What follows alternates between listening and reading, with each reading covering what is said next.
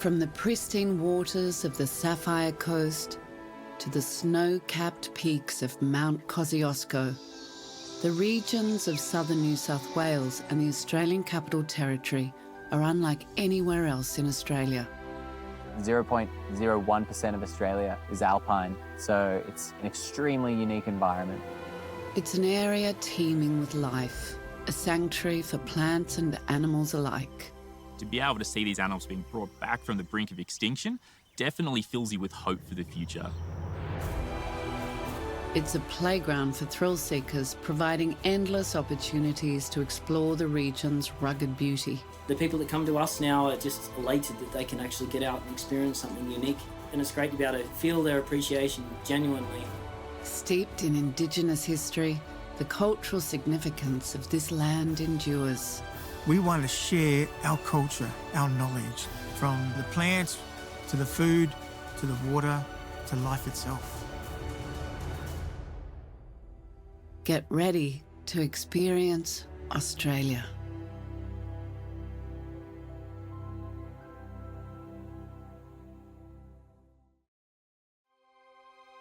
Located between Sydney and Melbourne, you'll find one of Australia's most iconic mountain ranges, the majestic Snowy Mountains. Renowned for its stunning alpine landscapes, the Snowy Mountains are an integral part of the Great Dividing Range, stretching across the borders of New South Wales and Victoria. Out here we've got the highest peaks in Australia. 0.01% of Australia is alpine, so it's an extremely unique environment. Lewis Foster is an alpine snow guide for K7 Adventures. He leads backcountry snowshoe tours through some of the most secluded areas of the Snowy Mountains. A lot of people are surprised when they hear that there's snow in Australia. Certainly not the first image that you would choose. And it just means that these snowy mountains up here, they're so unique. They're these rolling hills with beautiful rocks and wide open vistas. The Snowy Mountains is also home to the highest peak in Australia, Mount Kosciuszko, standing proudly at over 2,200 metres above sea level. It's really an unforgettable experience to come up here and trek in the snow in Australia. Before the first settlers ventured into the Snowy Mountains, this land was home to ancient cultures whose history spans tens of thousands of years. For the indigenous people of the region, the mountains were more than just a backdrop. They were a sacred realm teeming with stories, traditions, and spiritual importance. This is very special land.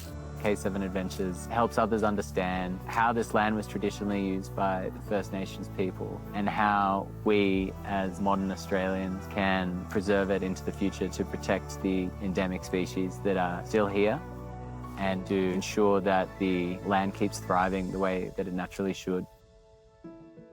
For Lewis and K7 Adventures, being able to share the breathtaking beauty of the Snowy Mountains is a privilege. A lot of the time people we bring up here, they haven't even seen snow before. And that's why I love taking snowshoe tours, because it's just taking individuals out into a terrain that they are not at all familiar with.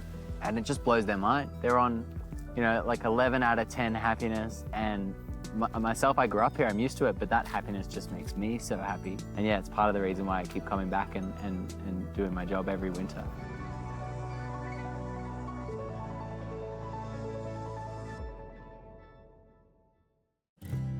Closer to ground level, and just a 20-minute drive away, comes an experience that harkens back to Australia's rich agrarian past.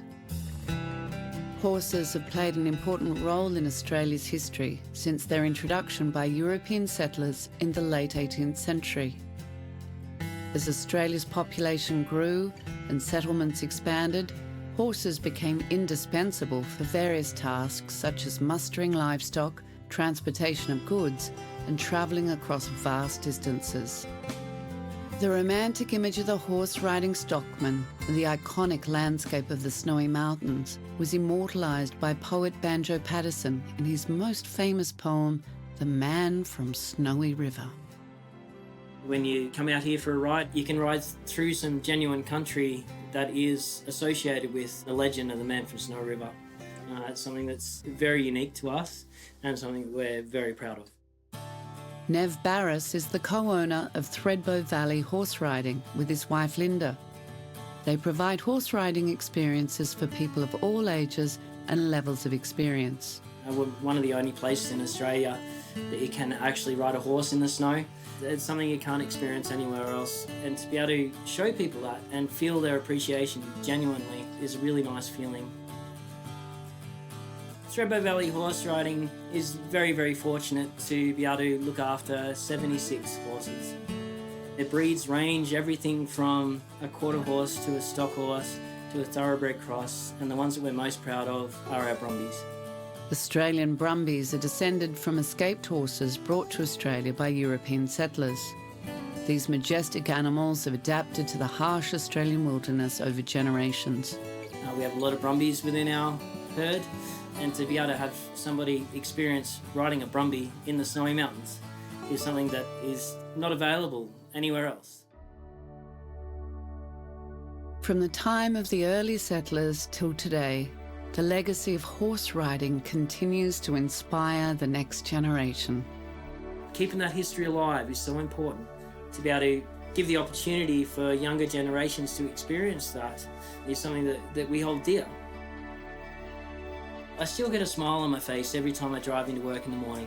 And I still have this elation, I still have this joy of actually being out in the bush and given the opportunity to show people around and escort them around and show them something they don't see in their everyday life.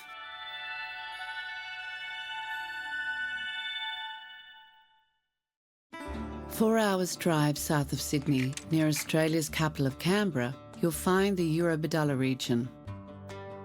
Eurobodalla comes from the Yuin word for land of many waters, and it's easy to see why. With its vast coastline and extensive river system, the best way to explore the Eurobodalla is by water. The beauty of kayaking is that you're able to access the inaccessible in a way that's not going to harm the environment. Amy Starling is a tour guide and operations coordinator for Region X, an eco-tourism company specialising in nature-based activities. I found this area when I was on a holiday and absolutely fell in love, and I never went home. Our experiences allow people to see parts of the national parks and the waterways that they would never usually see. We have multi-day kayak expeditions, we run multi-day bushwalking tours, and we have shorter tours as well that just explore the local rivers and the coastline. Kayaking brings me a lot of joy. It's physical, you're immersed in nature, it's silent, so you've got that tranquil sound of just the water passing you by. It's very meditative. The very act of kayaking makes you tune into the natural world around you. It's extraordinary, and it's the quintessential Australian experience. The Eurobodalla is also renowned for its thriving oyster industry, making it a prime destination for seafood lovers looking to sample fresh, locally harvested oysters. The oyster tasting kayak tour is a 2-hour experience on the beautiful Clyde River. We get to meet a 4th-generation oyster farmer who's an absolute wealth of knowledge. Guests are given in-depth insight into the fascinating oyster industry and the varieties of oysters that grow here in the pristine waters of the Clyde. It's known worldwide for its clean water, and the flavour of the oyster speaks volumes. When fresh water from a river like the Clyde mixes with salt water from the ocean, the salinity levels provide an optimal environment for the growth of oysters. Other important factors include water quality, temperature, and nutrient-rich water.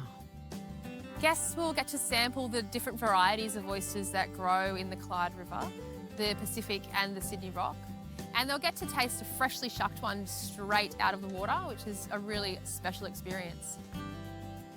After the guests meet the oyster farmers, we'll get to paddle through the leases and explore how they're actually farmed. We may even get to witness them being harvested, and we get up really nice, close and personal to see how it all happens. Guests wrap up their tour back in Bateman's Bay, with that real sense of achievement and a whole new respect for the sustainable industry of oyster farming. Oyster farming is a key industry all along the south coast of New South Wales, and just 2 hours south in Pambula, there's a farmer whose passion for Sydney rock oysters is unsurpassed. My name's Brett Weingarth, aka Captain Sponge. I, with a good mate of mine, run Captain Sponge's Magical Oyster Tours on the far south coast of New South Wales, a place called Pambula Lake. I think that's an interesting thing. This one piece will make 52 layers. Watch on mobile devices or the big screen. All for free. No subscription required. We grow one main oyster on the New South Wales coast, I'd have to say, and that is the endemic or native Sydney rock oyster. Each estuary on the coast provides a slightly different tasting oyster, and that's all due to the different characteristics of the different estuaries, how much fresh water flows in, the substrate. All these different factors play into the taste of the oyster. When you get a Sydney rock oyster in its prime, there is nothing better. They've got a lingering creaminess to them that stays on the palate for a long time, and it's just an experience unlike any other, I would say. What we do is we load people up, we take them out onto the lake, we take them and show them how we farm oysters, how we catch them, how we shape them, and how we grow them right through to the end product where you see them on your restaurant plate. But oysters are so much more than just a luxury menu item. They are the guardians of coastal ecosystems, playing a vital role in maintaining biodiversity and supporting the health of marine environments. Oysters are filter feeders, so they filter the water and get the algae out of it, and they transport that down to their mouth where they eat it. So obviously if there's any pollutants or whatever, the oysters are going to be some of the first creatures to feel that. Fortunately for us down here, we don't have a lot of people, we don't have a lot of industry and agriculture in our catchments, so our water is really clean. Where you see more people, there's more of this kind of ambient pollution level which can create issues for the oyster, and the oysters tend to feel that first. And they normally feel it by dying, unfortunately. So you can tell if something's going wrong in the water because there'll be something not quite right with the oyster.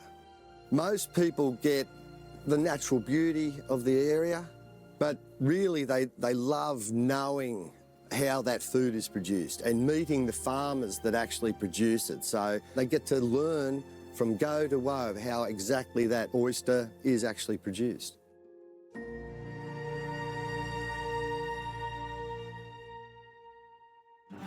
Three hours drive southwest of Sydney, we come to the coastal town of Naruma, famous for its beautiful beaches and relaxed atmosphere.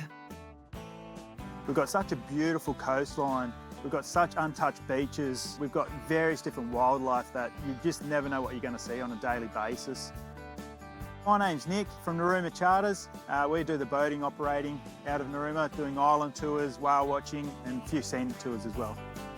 One of the highlights of Naruma is visiting Montague Island. Montague Island is a protected nature reserve. It's known for its historic lighthouse, built in 1881, and offers panoramic views of the surrounding ocean and coastline. The island is a haven for marine life, but is most famous for a thriving colony of Australian fur seals. Visitors have the unique opportunity to see these charismatic creatures up close while snorkeling along the island's shore. So Naruma Charters originally started about 30 odd years ago. There was a big call around then for mainly the diving and snorkeling with the seals. And then about the mid-90s is when Montague Island actually got rezoned into New South Wales waters. And Naruma Charters was the first operator to do island tours out to Montague Island. The island is deeply important to the indigenous people of the Yuin Nation, whose ancestral ties to this remote sanctuary date back thousands of years. Known as Baranguba in the traditional language, the island served as a sacred site for ceremonies, storytelling, and connection to land and sea. Montague Island's special with the amount of wildlife we do have, and we also have virtually what's like a whale highway. From September to November, humpback whales can be spotted on their migration south towards Antarctica. These majestic marine animals are drawn to the nutrient-rich waters surrounding the island, where they feast on abundant krill and small fish to replenish their energy reserves. So the thing people love most, just how pristine and how beautiful the island is, and also the waters out and around this area, and the diversity of the sea creatures and animal life that they do get to see. The thing that probably surprises guests the most, it's the unknown. You never know what you're going to get, whether it be whales, seals, dolphins. It's just one of those beautiful places and such rich waters around here. You just never ever know what you're going to see.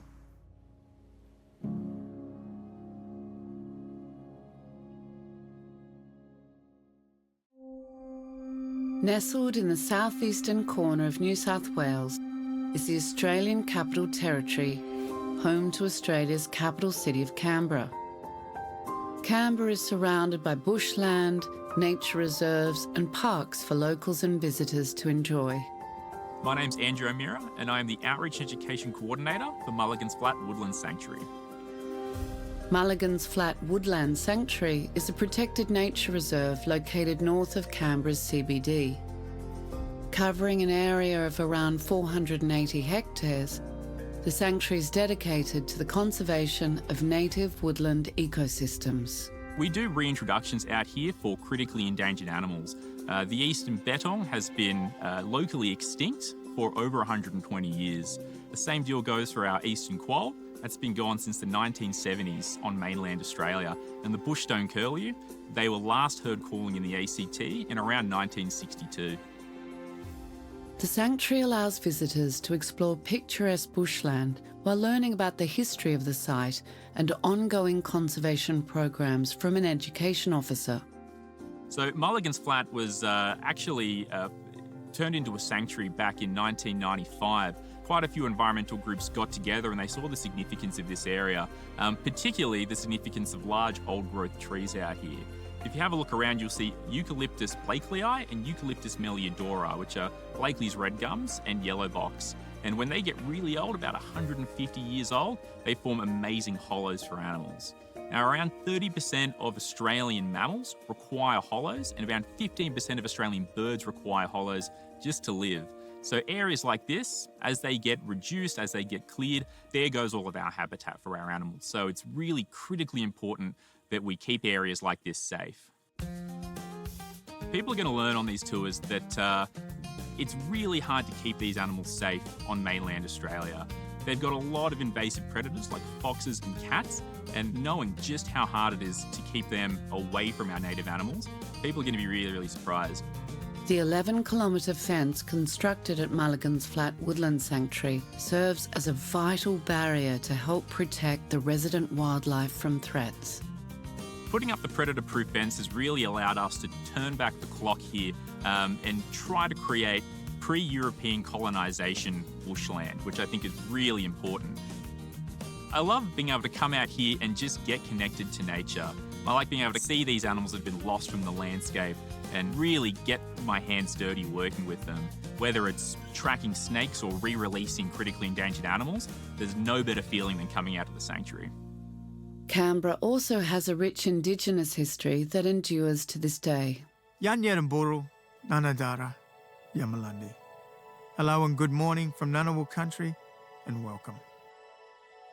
My name is Richie Allen. I'm a Ngunnawal knowledge holder and I run Ngunnawal cultural tours around the Canberra and region.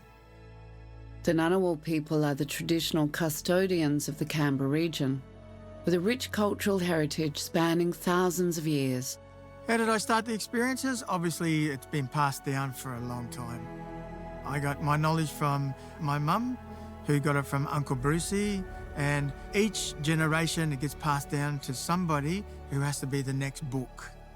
The Ngunnawal people are dedicated to preserving and passing down their traditional knowledge and practices to future generations. These practices serve as expressions of their connection to the land and their ancestors. The tours are for everybody. That doesn't matter what background you have or where you come from. We want to share Ngunnawal culture with everyone. They'll see the land, the water, and everything that the Ngunnawal people see, and that you immerse yourself in Ngunnawal culture here, from the plants to the food to the water to life itself. They'll get to see it all through the Ngunnawal eyes. Animal sightings during the tour are common, and many of the native wildlife hold great importance in the stories and traditions of the Ngunnawal people. Fortunately, when Europeans come here, like I said, they killed off a lot of the animals, so the bettongs, they had to be reintroduced. The eastern bettong once flourished across southeastern Australia. However, by the 1920s, the eastern bettong was considered to be extinct on the Australian mainland due to habitat loss and feral predators such as foxes and cats. The Ngunnawal people actually domesticated, so like we have cats and dogs today, the Ngunnawal people had bettongs like that. And the reason they domesticated them is because they got good claws for digging, but also their noses are a great sense of smell to get the yam daisies, the truffles, whatever bulbies, like I said, the chocolate lily bulbs that are in the ground. That's what they're good for. In 2012, a landmark discovery was made when a small population of eastern bettong were discovered in the ACT. We're lucky in Canberra that we're not overly populated as yet, but we need to keep it like this so that way, the people, the plants, the animals, everything is immersed together. Because once it's gone, it's gone. We want to share our culture, our knowledge like that. And it's a true reflection upon who the people we are. That's our culture. We don't own the land, we belong to it. And we want to share that and get people to understand that dirt means more than dirt. Grass means more than grass. A tree, like that, it's a living person. It's more than just a tree. It gives so much beauty and so much of it. And we want people to understand that and look at it from Ngunnawal eyes, not Western eyes. To experience southern New South Wales and the Australian Capital Territory is to engage with all the senses, from the pristine coastline teeming with life to the snowy mountains calling for adventure. Come and experience it for yourself. Queensland, in the northeast corner of Australia, is a region of spectacular beauty. With its warm tropical climate and endless coastline, it's little wonder that Queensland is called the Sunshine State. It's paradise over here. If you've got a sense of adventure and you love the water, then this is the place for you. Being able to educate the wider community about our animals is just really meaningful. There's so much culture and there's so much knowledge that's right under their feet. Join us as we explore this bountiful land, learn about its rich history, connect with its ancient landscape, and meet its incredible wildlife, both small and large. To look at a whale eye to eye is one of the most extraordinary experiences you can ever have. Get ready to experience Australia.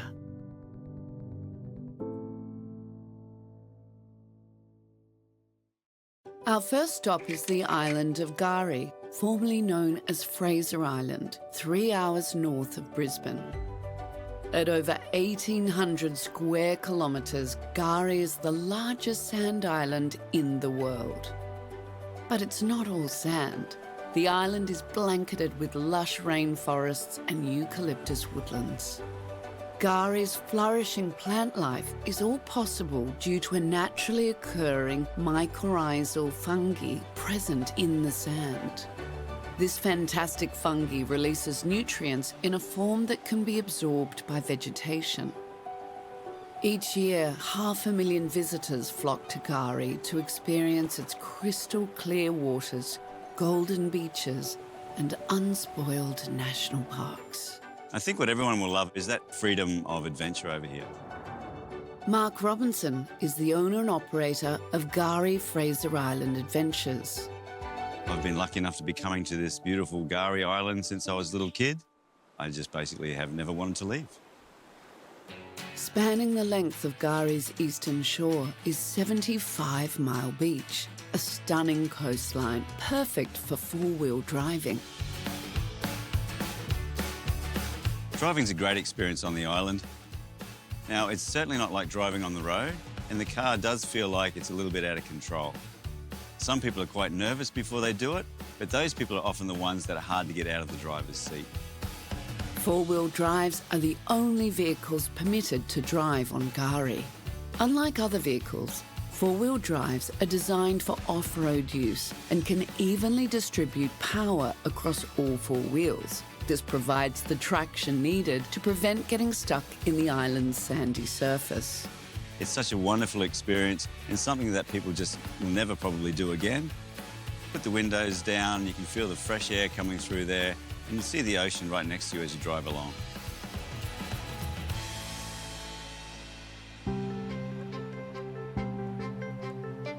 Along 75 Mile Beach, you'll find the Champagne Pools, the best location to enjoy the ocean water on Kari. The island is surrounded by notorious riptides and is home to sharks and jellyfish, so these naturally formed rock pools create a shallow haven for swimmers. The amazing thing about the Champagne Pools is that as the waves break over the rocks, they sparkle up and bubble just like champagne. Embedded in the sands of 75 Mile Beach is the shipwreck of SS Mahino, which was stranded here during a cyclone in 1935. Once an ocean liner ferrying passengers between New Zealand and Australia, the SS Mahino was also commissioned as a hospital ship for New Zealand naval forces during World War I. When you come to Kari, you're going to expect to see some amazing wildlife. Kari is a UNESCO World Heritage Site and it supports a diverse range of wildlife. You're going to see the beautiful wangari, or the dingoes, which are the most purebred dingoes left on the planet. Dingoes are free to roam the island. Kari's dense foliage and ample fresh water sources make it an ideal habitat for them. The rainforests that cover the island's interior provide a cool escape from the sun, allowing visitors to marvel at the towering Saturnae and brushbox trees in relative comfort. Flowing through the trees to 75 Mile Beach is Eli Creek, the largest of the freshwater streams pouring out into the Coral Sea. It produces about 4 million litres of perfectly good drinking fresh water every hour of every day. Kari is nature's reminder that amidst our bustling lives, there exists a world of unspoiled beauty. It's a sensory overload, actually. You'll have the smells of the rainforest, you'll hear the ocean in the background, birds chirping, you'll feel the beautiful soft textured sand. It's an amazing and magical place.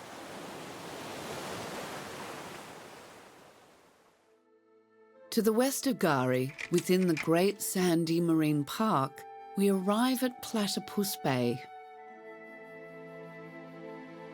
If you are lucky enough to visit the region between July and November, you might be able to witness one of the most extraordinary animal migrations in the world. To look at a whale eye to eye at water level from our rib is one of the most extraordinary experiences you can ever have.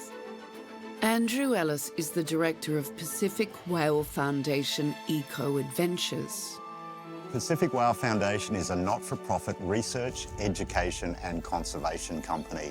All of our activities are funded by our commercial activities, our whale watching tours and retail sales through our ocean store. The tours we do are in Platypus Bay, between Kari, Fraser Island and the mainland. We can get out over the shallows really quickly into the whale watching area. And we head out there to have a look at the incredible Southern Pacific humpback whales, which migrate up here each year and spend their time in the bay resting and preparing for their return journey back to the Antarctic. Known as the Whale Nursery, as it provides a safe shelter with warm, calm waters. This is one of only 2 locations in the world where the whales will stop for up to a week. Most humpback whales travel up to 10,000 kilometres during their seasonal migration. they seek out cold, nutrient-rich feeding areas in summer, but then look to safer, warmer waters in winter for mating and birthing. They're the 5th largest of the great whale, and when you see them up close and personal, right next to the boat looking at you, their size is something that blows your mind.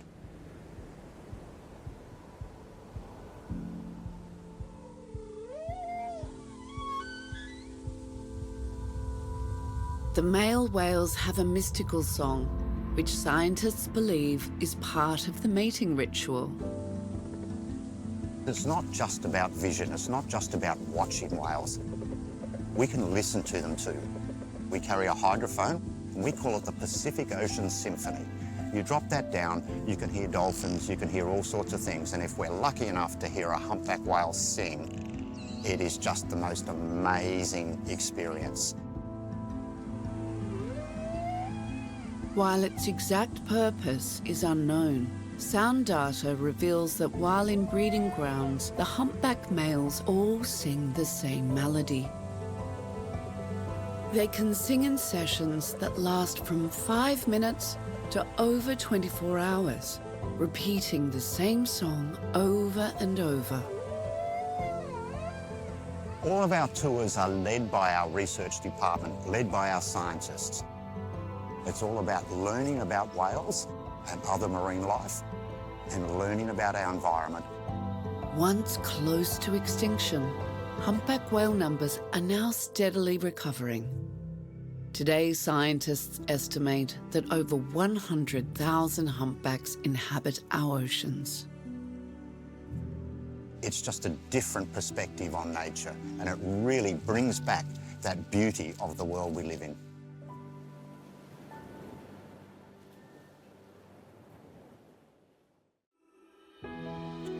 In the upper reaches of the Nusa River, we arrive at the Nusa Everglades, a 65-kilometre channel that starts in the catchment of the Great Sandy National Park and finishes at Nusa Heads.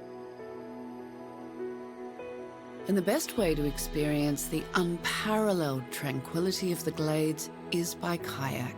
The Everglades is a very serene place. You can sit and feel the peace and the quiet. It's a wonderful place to connect with nature. Vivian Golding is a co-founder of Canoe Capers. Canoe Capers is an adventure kayaking business. We run guided and self-guided kayaking tours into the Nusa Everglades. An Everglade is a natural tract of flooded grassland, home to abundant flora and fauna. We've got 36 kilometres of wilderness where you can go day tripping or multi-day tripping. It's a very pristine waterway. Launching your kayak early in the morning as the mist begins to lift reveals a labyrinth of waterways. As you paddle through the different areas, you'll see a very diverse range of flora and the fauna. You have all the mangroves, but you also have the paperbark trees, and then you get into the eucalypt forests as well. The stillness is profound, broken only by the dip and drip of your paddle.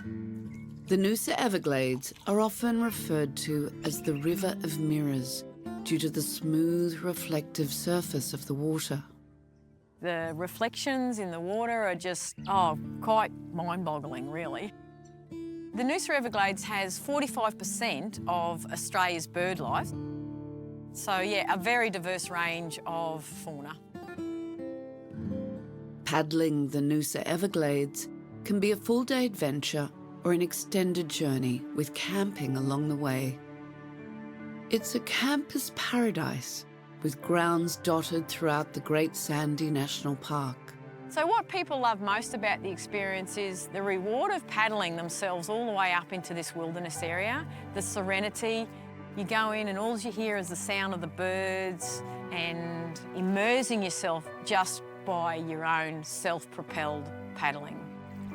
Navigating the Nusa Everglades by kayak is an unforgettable journey that feels both intimate and awe-inspiring. Everyone loves to see nature in its natural state.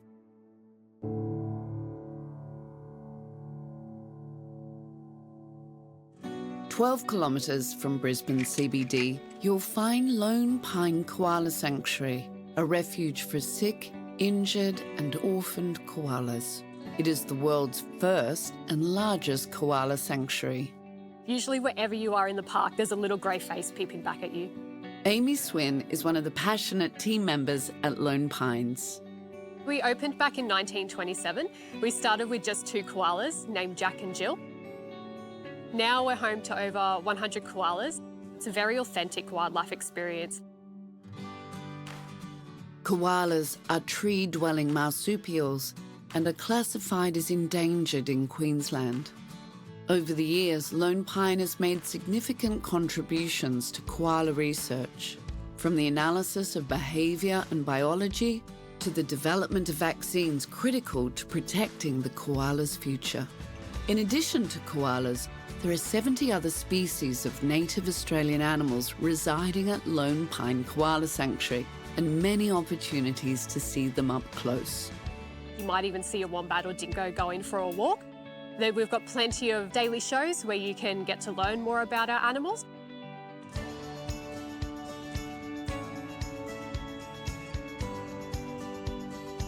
Lone Pine also has a 5-hectare kangaroo reserve where visitors can stroll through the grasslands and hand-feed the roos. Being able to educate the wider community about our animals is just really meaningful. The sanctuary is not only a haven for animals, but a place of education and conservation. So you leave at the end of the day feeling like you've made a difference.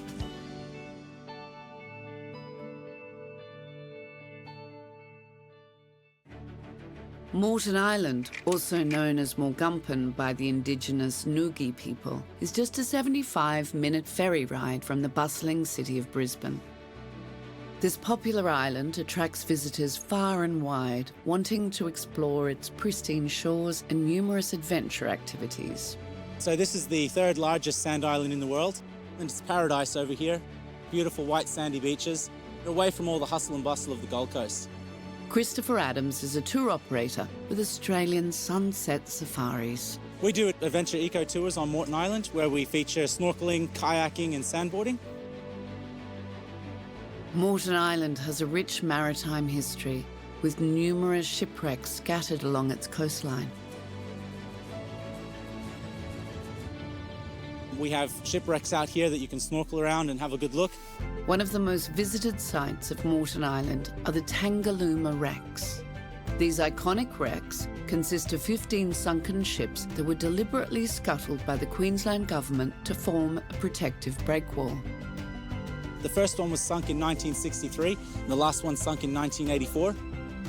Over the decades, these sunken vessels have gradually transformed into a vibrant coral garden, providing a haven for over 100 species of marine animals. The kayaking's amazing. It's like snorkeling without getting wet. So we paddle out amongst the shipwrecks. You've got clear kayaks so you can see the fish while you're paddling over it, the coral as well. There are many ways for visitors to explore the wrecks, from snorkeling to sea scootering and even via helicopter. Heading a kilometre southeast of Tangalooma, guests will encounter the sand dune network known as the desert. Once we get out to the desert, you're in one of the few places on Morton Island that are not covered in trees. With an elevation of 90 metres, Morton Island is home to some of the world's tallest coastal sand dunes. It's the perfect playground for thrill seekers to try out sandboarding. Just remember to keep your mouth closed. You can reach speeds of up to 60 kilometres an hour. I love my job because we get to come to this beautiful place. Really, it's paradise. Seeing people's happiness is really cool. It brings a lot of satisfaction. People appreciate the remoteness of Morton Island as soon as you walk off the ferry. You have that adventure feel straight away. Just 40 kilometres south of Morton Island is North Strabroke Island. The Quandamooka people have called this land home for more than 21,000 years. Their name for Strabroke Island is Minjerribah. My name's Alicia Kissick and I'm a Quandamooka woman from Minjerribah, North Strabroke Island. Alicia Kissick is the owner and operator of Euro Tours. I thought that it'd be great to actually pass on my knowledge that I'd learnt from my grandparents. And I really wanted to share my story and my grandparents' story and base it all on the fauna and flora of the island and everything that I learnt growing up as a kid. One of the stops along the tour is Brown Lake. Brown Lake holds great ceremonial importance for the local Aboriginal community, serving as a sacred site for women's rituals. According to tradition, Brown Lake is inhabited by the rainbow serpent, to whom women must seek permission before entering its waters. On one of my walks, you get to have a bit of a forage, and depending on what the bush has to offer on the day, you may be able to taste some of our native berries and different plants as well. At certain times of the different seasons, you may be able to have a bit of taste of native honey. The island is home to a population of native bees.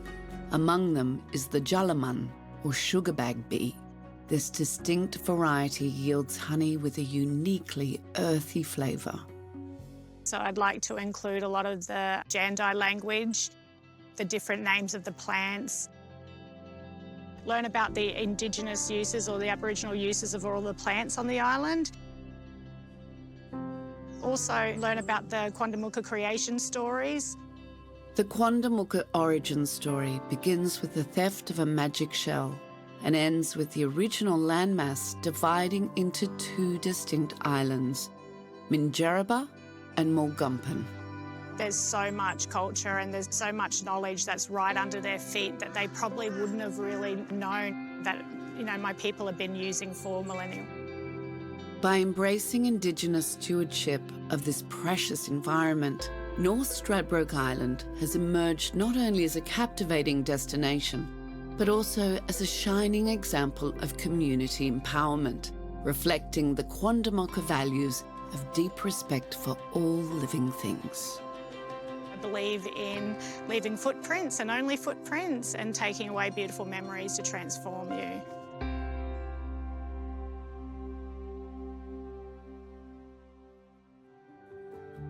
Four hours north of Brisbane, we come to the final stop in our journey, Double Island Point Conservation Park.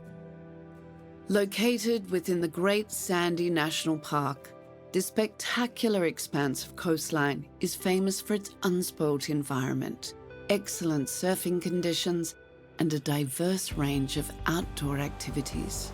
My favourite thing is being able to share my knowledge of this natural world with others. Vince Young is a tour guide with epic ocean adventures. On our adventures, we'll head to the Nusa barge where we'll cross the river, and then it's down onto Tiwa Beach for 50 kilometres of beach four-wheel driving through the Great Sandy National Park, lined by the Pacific Ocean on one side and by the Koala sandmass, one of the oldest sandmass formations in the world. The dune field is remarkably old, with some surface dunes dating between 700,000 and 800,000 years. It is, in fact, the oldest recorded coastal dune formation in the world. But to see the best of Double Island Point, you have to experience it from the ocean. So as we venture out from Honeymoon Bay, we paddle around Paradise Point into what's known as the Cove. From there, we'll get spectacular views of the Double Island Point Lighthouse and the stunning cliffs that make up this headland. The waters surrounding the point are teeming with marine life. Of the 7 sea turtle species in the world, 6 can be spotted in this area. We'll come across some incredible marine life, whether that's bottlenose dolphin, birds of prey, and of course, manta rays.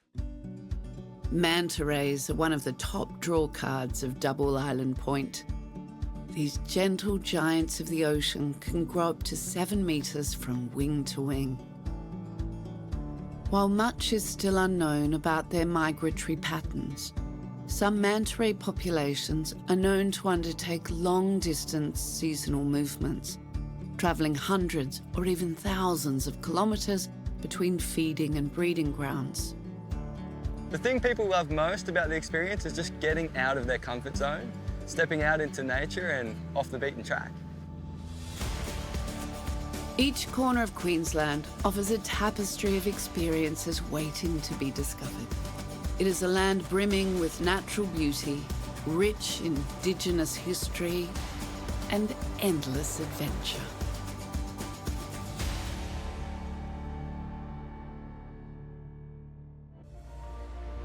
South Australia. From the ancient mountains of the Flinders Ranges to the rocky shores of the Great Australian Bight, there is always something new to discover. This is just an amazing place to come to, and you won't find it anywhere else. When we grew up here, we just took it for granted, but now we understand it is really special. It's a haven for animal life, from the desert to the coast. We're the only place in the world where you can view the Australian sea lion in their natural habitat. Uncover one of Australia's best-kept secrets. Get ready to experience Australia.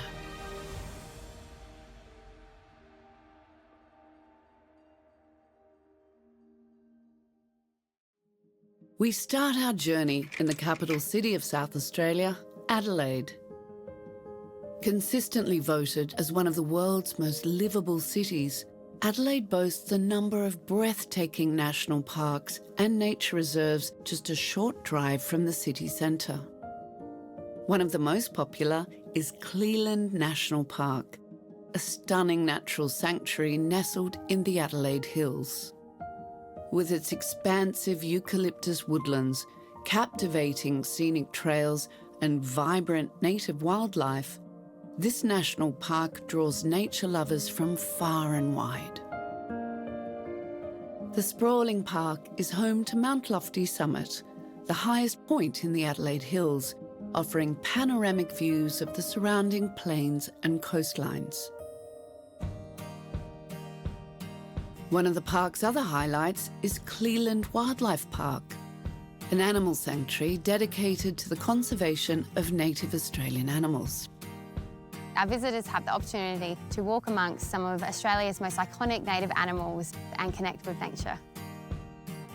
Cleland opened its doors to the public in 1967.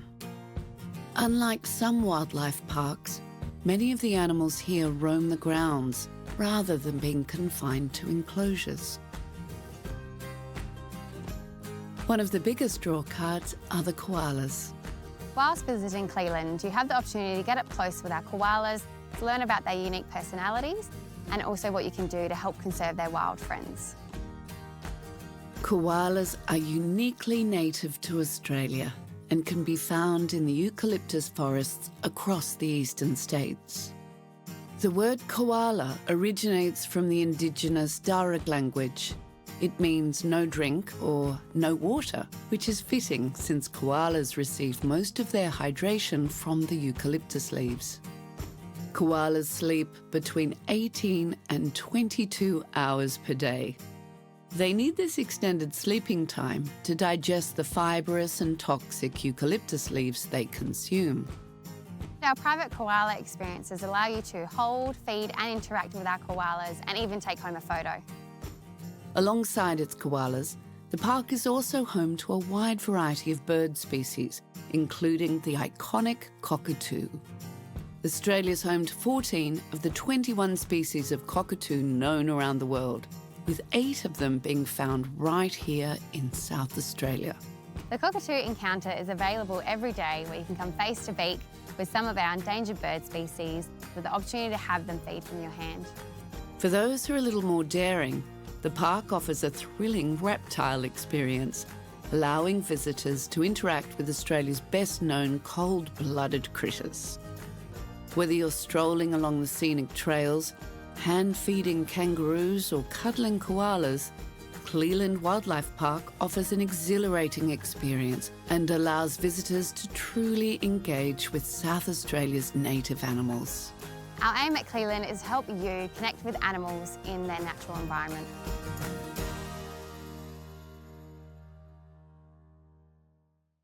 Just a 10-minute drive north of Port Adelaide, we arrive at Garden Island, a serene waterway that's home to some very playful residents. The Garden Island Dolphin Sanctuary is one of Adelaide's best-kept secrets, and it's an area of surprising beauty. The sanctuary is home to a family of 30 bottlenose dolphins, which can often be spotted swimming, feeding and playing in the calm waters of the estuary.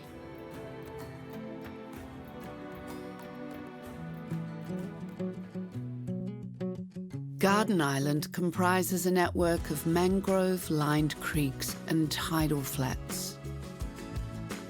Mangrove trees have evolved over time to tolerate the high levels of salt water of their environment.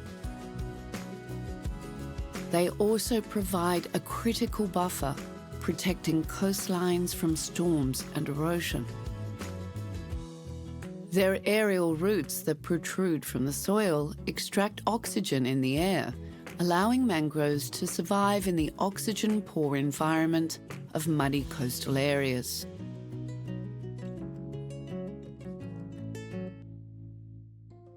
Our tours take you on some amazing journeys through the mangrove creeks and out to the shipwreck graveyard, where you can see some shipwrecks that are over 100 years old. Port Adelaide is a historic maritime precinct with a rich industrial heritage. It was once a bustling port, transporting goods such as wool, wheat and minerals throughout Australia and the world.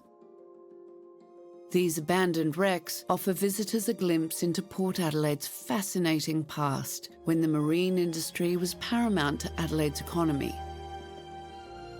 Rather than destroying these vessels, the ships were beached and dismantled, leaving behind an intriguing watery museum for visitors to explore. The beauty of Adventure Kayaking's tours is that it allows you to get intimate access to areas where otherwise you might not be able to see.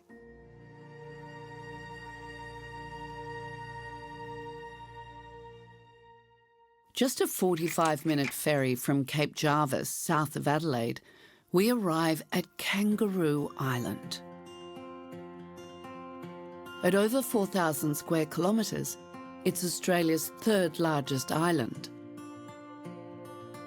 It's famous for its pristine national parks and its vibrant wildlife, including the Australian sea lion.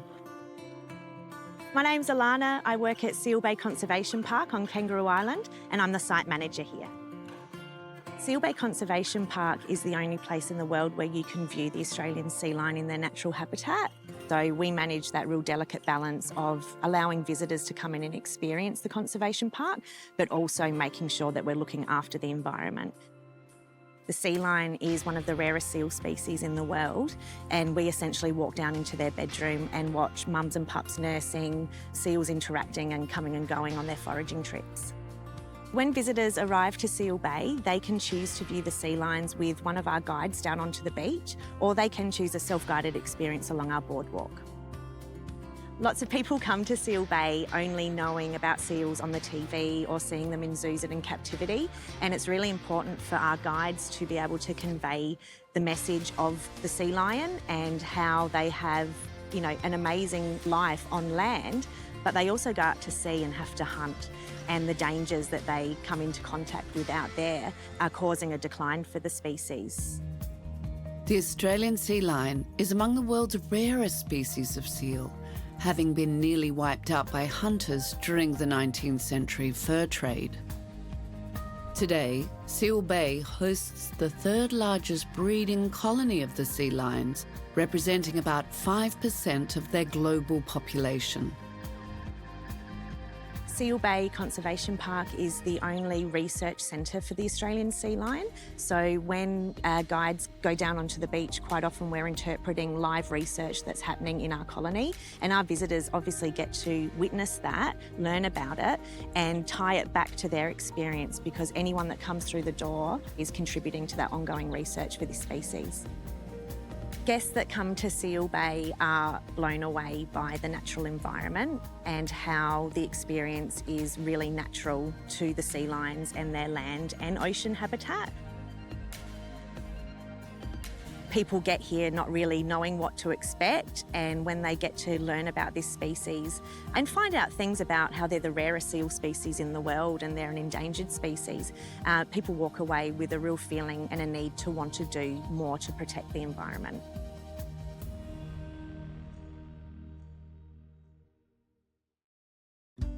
Positioned between the Spencer Gulf and the Great Australian Bight, we arrive at the Airlie Peninsula. The region is known for its stunning national parks, sun-drenched coastlines, and vibrant marine life. What I love about the Airlie Peninsula is the diversity of it, whether there's wildlife in the ocean, whether it's on the land, the raw, rugged cliff tops which make up the Great Australian Bight. It's the culinary adventures, it's the four-wheel driving abilities, it's a lack of people here, and you won't find it anywhere else. The Airlie Peninsula is world-renowned for its premium seafood, from tuna and oysters to scallops and green-lip abalone. So on our hunt and gather seafood safari, we start the day off by getting our toes and our fingers into the water. We're raking up for some beautiful Coffin Bay cockles. Cockles, also known as pippies, are a popular shellfish found in the shallow coastal waters along the Airlie Peninsula. They can be picked by hand at low tide and are a delicacy cooked up by restaurants across the region. Just up the road from Cockling, we're going to take you to one of my favourite destinations. I'm going to don on a wetsuit, I'm going to jump in the water, and we're going to hunt for one of the prized shellfish, the abalone. This makes up a perfect lunch, and you never know, we might even find a little bonus along the way for you. After lunch, we're off on a massive big four-wheel drive adventure to get to this beautiful beach where we are then getting the rods out and casting for those big, fighting Australian salmon. The Airlie Peninsula provides some of the best ocean salmon fishing in the country. They can be caught all along its vast coastline at all times of the year. It is a big day, but it's not complete without a happy hour of local goodies overlooking the Great Australian Bight as the suns go down. It's a beautiful thing. This is just an amazing place for anyone to come to, whether you're an overseas visitor, whether an interstate visitor. These are genuine Australian off-the-beaten-track experiences, and you won't find it anywhere else in the country.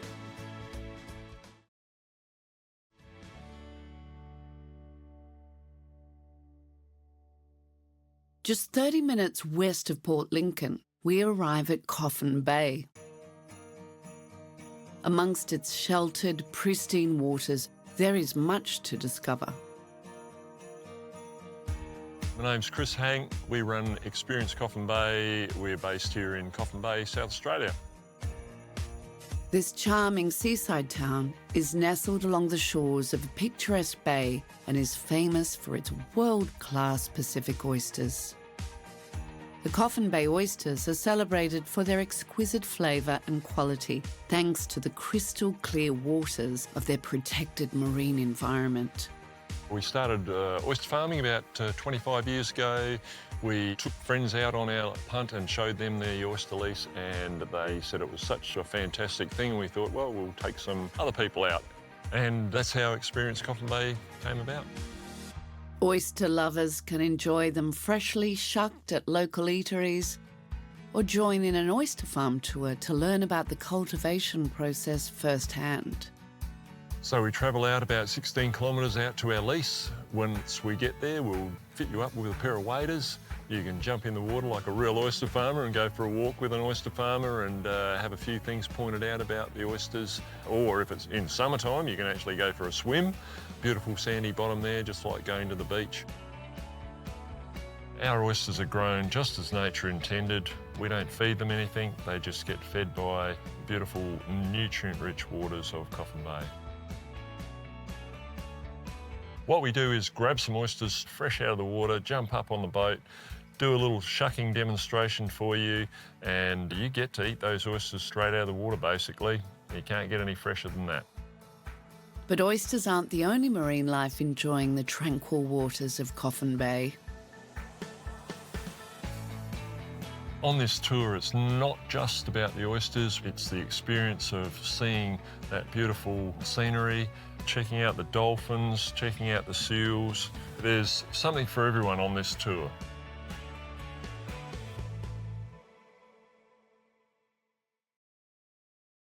Travelling north of the Airlie Peninsula, we arrive at the Koala Ranges, a dramatic, arid landscape of bone-white salt plains contrasting against the deep red earth. The Koala Ranges are so special because it's quintessentially Australia. We have abundant wildlife and bird life and landscapes that are ever changing. I'm Jeff Scholes, and I've been running nature-based tours for a very long time, since 1988. One of the stops on Jeff's guided tour is a monumental rock formation known as the Organ Pipes. This stunning natural amphitheatre is the result of volcanic eruptions from over 1.5 billion years ago. They provide a glimpse into the dynamic geological processes that have shaped this remarkable landscape over millions of years. Another unmissable site within the region is Lake Gairdner, a salt flat on a gigantic scale. Lake Gairdner always amazes us every time we go there. It just appears suddenly like an enormous white tablecloth laid out across the landscape. The surface changes, the colours change right throughout the year and even week by week. Measuring 160 kilometres long and 48 kilometres wide, Lake Gairdner is one of the largest salt flats in Australia, and when flooded is the third largest lake in the country. The lake's dazzling appearance has made it a destination for photographers and nature lovers alike, seeking an otherworldly experience. But the magic of the Koala Ranges doesn't end when the sun goes down. With its remote location and minimal light pollution, the Koala Ranges is also the perfect location for stargazing. We have a computerised telescope. You can enjoy Saturn, Jupiter, the craters on the moon, faraway galaxies, or just sit by the campfire, enjoy a glass of wine, some nibbles, and finally we have a wonderful banquet. I spent a lot of time in the bush as a teenager, following this old river system here, which still fascinates me, and it's mostly unexplored. So that keeps me here. But then travel made me realise how special this is. When we grew up here, we just took it for granted, but now we understand it is really special. We just love to see that people have learnt something about Australia. And also we're able to teach them how we were brought up, how we use finite resources, and you can see a new appreciation when they leave here.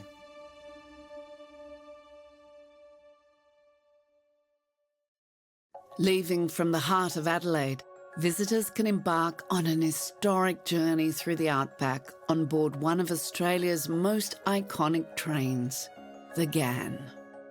My name is Mario, and I'm a journey manager on the GAN.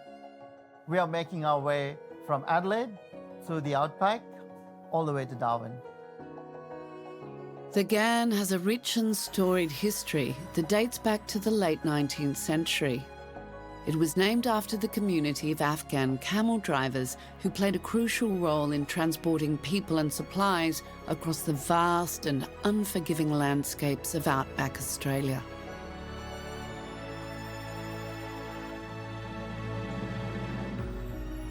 Originally called the Afghan Express in 1923, the train unified the north and south of Australia for the very first time, connecting isolated settlements and providing essential supplies to remote communities.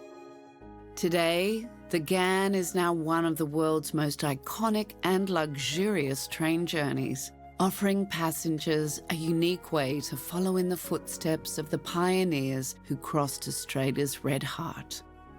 On our journey north, you'll see some of the oldest rock formations in the world, the Flinders Ranges. The Flinders Ranges, located in South Australia, is an ancient and breathtaking landscape of rugged mountains and cascading gorges. It is one of the oldest mountain ranges on Earth, with rocks dating back to over 600 million years. The second day when you wake up, the scenery dramatically changes and you're in the red desert of Central Australia. The first notable stop on this journey is Marla, a remote outpost in South Australia that serves as a vital refuelling point and a great opportunity for passengers to stretch their legs.